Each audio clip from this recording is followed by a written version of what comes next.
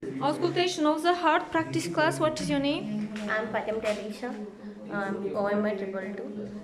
I'm telling about auscultations of heartbeats. There are 5 points. First one, mitral valve. This is present in the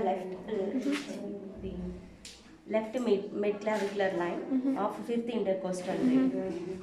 Okay. 1, 2, 3, 4, 5.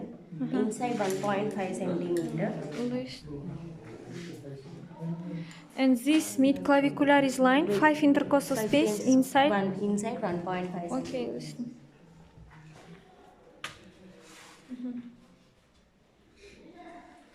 And second one, aortic valve. It is present in the right sternal border of second intercostal space. Okay, 1, listen. 2.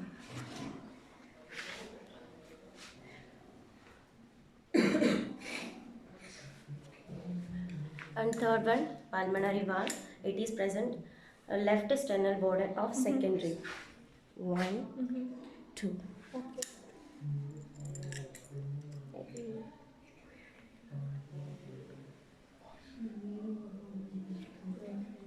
And the fourth one, tricuspid valve. It is present in the xiphoid process of the sternum. Okay.